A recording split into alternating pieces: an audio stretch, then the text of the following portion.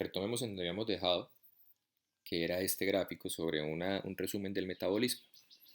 Entonces, ya nosotros tenemos claro que el metabolismo de carbohidratos está integrado por vías metabólicas interconectadas que permiten, por ejemplo, la degradación de la glucosa hasta ácido pirúvico, que es la glucólisis, la síntesis de glucógeno a partir de glucosa, que es la glucogénesis, la degradación de glucógeno hasta glucosa, que es glucogenólisis, y la síntesis de glucosa a partir de sustratos que no son carbohidratos, que es la gluconeogénesis. En este caso, o más bien en esta presentación, vamos a hablar de lo que ocurre con el piruvato. Ya mencionamos los destinos del piruvato en condiciones anaerobias, que puede ser la fermentación láctica o la fermentación alcohólica. Clarificando que la fermentación alcohólica la hacen las bacterias y los mamíferos superiores no podemos hacer ese tipo de vías metabólicas. Entonces, ¿qué nos queda de la degradación de glucosa o del catabolismo de la glucosa hasta acetilcoenzima A? Nos queda una producción de 2 ATPs y 2 moléculas de NAD reducido. Ahora tenemos que ver qué pasa con con el piruvato, que tiene que entrar a la mitocondria a convertirse en acetilcoenzima A, que hablábamos que era una molécula central en el metabolismo intermediario. El acetilcoenzima A se integra al ciclo de Krebs y ahí vamos a producir CO2 e intermediarios reducidos que van a transportar electrones hacia la cadena de transporte de electrones. Esta cadena de transporte de electrones es dependiente de oxígeno y va a generar un fenómeno en el espacio intermembrana de la mitocondria que se conoce como un gradiente quimiosmótico, que va a permitir la síntesis de grandes cantidades de ATP cuando se compara con la producción en condiciones anaerobias.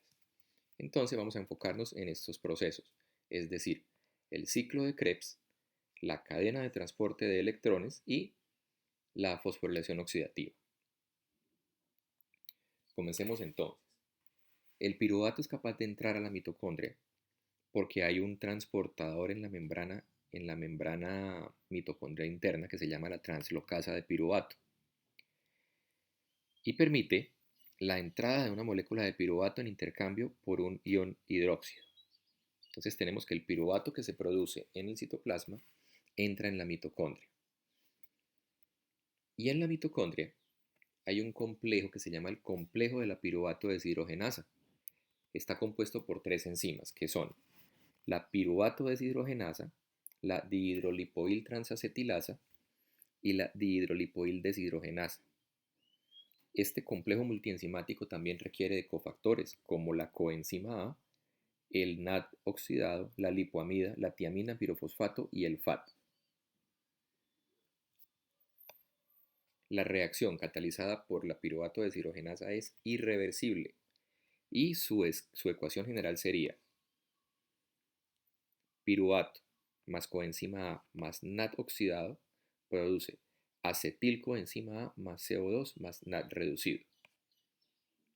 Y esto es lo que conocemos como la activación del piruvato, es decir, quitarle un carbono al piruvato y unirlo a la coenzima A es lo que permite que entre en el ciclo de los ácidos tricarboxílicos, más conocido como ciclo de Krebs.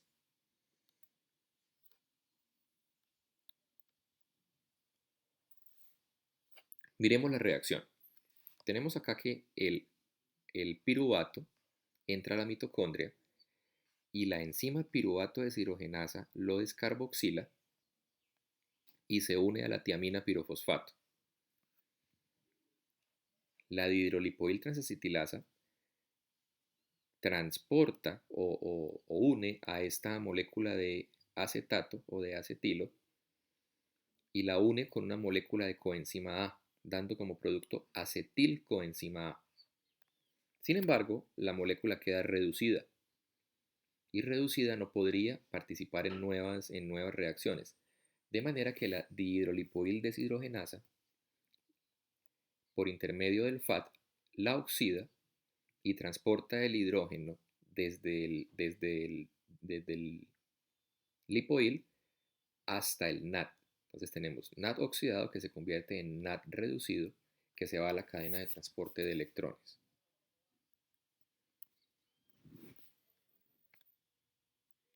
Bueno, la piruvato deshidrogenasa es un punto regulable, es decir, ahí podemos ejercer regulación de la progresión del ciclo de Krebs. Entonces es un paso irreversible, como habíamos dicho, y como resultado de que sea irreversible, los animales no son capaces de sintetizar glucosa a partir de acetilcoenzima A. Eso lo veíamos cuando veíamos las fases del catabolismo, que nosotros sintetizamos glucosa a partir de piruvato, pero no a partir de acetilcoenzima A. ¿Quiénes regulan, cómo se regula esta enzima? Se regula alostéricamente y por fosforilación covalente. Entonces, decimos que el complejo de la piruvato deshidrogenasa es inhibida por acetilcoenzima A, la enzima 2, la hidrolipoil transacetilasa, y por el NADH, la enzima 3, la hidrolipoil deshidrogenasa.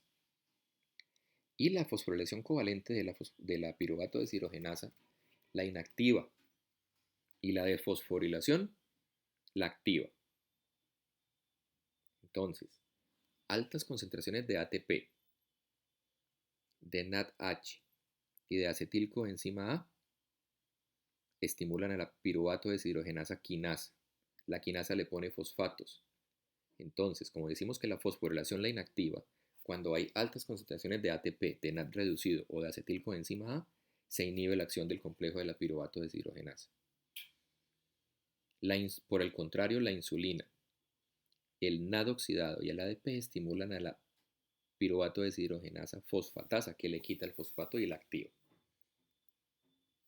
Bien, entonces estamos preparados para estudiar el ciclo de Krebs. Como su nombre lo indica, es una vía cíclica. Nosotros tenemos rutas y ciclos. La ruta es cuando usted arranca de un sustrato y en una serie de pasos metabólicos obtiene el producto final de esa ruta. Pero hay vías que arrancan y terminan en el mismo compuesto. En el caso del ciclo de Krebs es el oxaloacetato. ¿Listo? Y todos los intermediarios son derivados del ácido cítrico, que es un ácido tricarboxílico. Por eso se conoce que el ciclo de Krebs como el ciclo de los ácidos tricarboxílicos o el ciclo del ácido cítrico. En total son 8 pasos y todos, exceptuando 3, son reversibles. Entonces, ¿cómo comienza el ciclo de Krebs? Acetilcoenzima A, que ya sabemos que se produjo a partir de piruvato en el caso del metabolismo de los carbohidratos, es una molécula de 2 carbonos que entra en el ciclo por condensación con el oxaloacetato. Entonces, los 4 carbonos del oxaloacetato más los 2 carbonos del acetilcoenzima A da lugar a una molécula de 6 carbonos. Después, estos 2 carbonos que entraron con el acetilcoenzima A son oxidados y removidos como dióxido de carbono en reacciones separadas y se regenera el oxaloacetato. 3 moléculas de NAD son reducidas a 3 moléculas de NADH. Una molécula de FAT es reducida a FATH y una molécula de GDP es fosforilada hasta GTP en una fosforilación a nivel de sustrato. En este caso todavía no se puede hablar de fosforilación oxidativa porque no ha entrado en acción el oxígeno. Y acá está el ciclo de Krebs. Entonces, como lo indicábamos, la primera molécula es el oxaloacetato.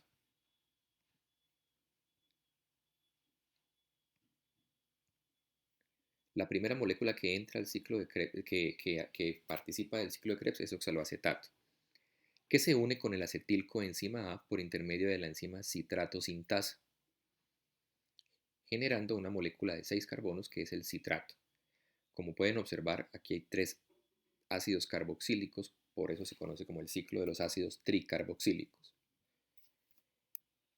En una reacción que se da en 2 pasos, la aconitasa convierte al citrato en isocitrato. Y acá empieza la producción de intermediarios reducidos. Tenemos que el isocitrato es descarboxilado por la isocitrato deshidrogenasa y produce alfa-cetoglutarato. Entonces tenemos que en esta reacción la isocitrato deshidrogenasa le quita un carbono al isocitrato y lo oxida, dándose la primera producción de NADH. Entonces va una molécula de NADH en la reacción catalizada por la isocitrato deshidrogenasa y va el primer CO2. O sea que el alfa-cetoglutarato ahora tiene 5 carbonos. El alfa-cetoglutarato sufre un proceso similar y el complejo de la alfa-cetoglutarato deshidrogenasa le quita un carbono y lo oxida. Entonces, fíjense que ya los 2 carbonos que habían entrado con el acetilcoenzima A fueron expulsados como CO2 y ya se redujeron 2 moléculas de NAD, dando como resultado 2 moléculas de NADH. ¿Listo? Entonces, la reacción que involucra a la alfa-cetoglutarato deshidrogenasa da como resultado succinilcoenzima A de 4 carbonos. Aquí hay una reacción que involucra la producción de GTP, que es la ruptura del succinilcoenzima A. Entonces, succinilcoenzima A es roto por la succinato tioquinasa que le quita la coenzima A y como es una reacción exergónica, fosforila un GTP. ¿Por qué aparece aquí fosforila un GDP y lo convierte en GTP? ¿Por qué aparece aquí un ADP?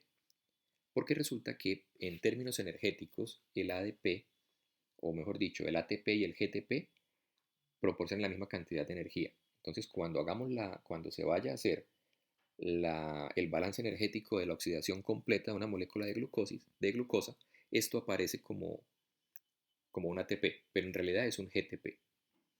Bien, entonces, la succinatotioquinasa produce produce succinato a partir de succinilcoenzima A. ¿Listo? El succinato es oxidado por la succinato deshidrogenasa, pero en este caso el receptor de los hidrógenos no es el NAD, sino el FAD. Entonces acá no se produce NADH, sino FADH. Y el succinato se convierte en fumarato. El fumarato es deshidratado por la fumarasa y se convierte en malato. Y el malato es oxidado por la malato deshidrogenasa con producción de NAD reducido y oxaloacetato. Como les decía, el oxaloacetato vuelve a iniciar el ciclo. Entonces, reacciones importantes o cuestiones a tener en cuenta del ciclo de Krebs. El ciclo de Krebs se regula en la citrato sintasa, en la isocitrato deshidrogenasa y en la alfa-cetoglutarato deshidrogenasa. Son las 3 reacciones de regulación. Se producen en total 3 NADH, un FADH y una molécula de GTP que energéticamente equivale a un ATP. Bueno, esos cofactores reducidos que se produjeron en el ciclo de Krebs se van para la fosforilación oxidativa. Bueno, como les decía, la regulación se hace alostéricamente en los 3 pasos irreversibles que son la citrato sintasa, la isocitrato deshidrogenasa y la alfa-glutarato deshidrogenasa. ¿Quién activa a la citrato sintasa? El ADP. ¿Quién la inactiva? El ATP y el NADH, el citrato y el succinilcoenzima A. ¿Quién activa la isocitrato deshidrogenasa? El ADP. ¿Quién la inactiva? ATP y NADH. ¿Quién inactiva la alfa-cetoglutarato deshidrogenasa? ATP, NADH y succinilcoenzima A. Entonces ahí pueden ustedes analizar en qué condiciones necesito activo el ciclo de Krebs y en qué condiciones se inactiva. Bueno, bien, vamos a dejar hasta acá este video y en otro video vamos a hablar de la fosforilación oxidativa y de la cadena de transporte de electrones.